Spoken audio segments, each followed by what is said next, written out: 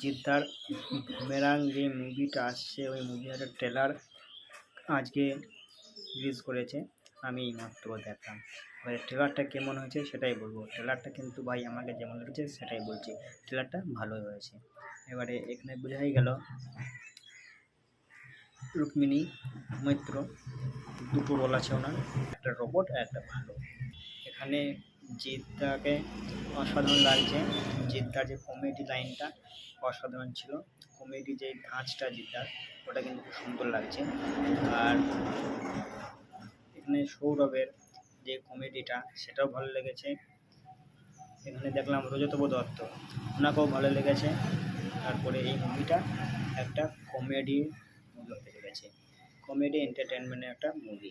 এবারে মুভিটা কিন্তু ভালোই হবে, খুবই ভালো হবে, ঠিক আছে?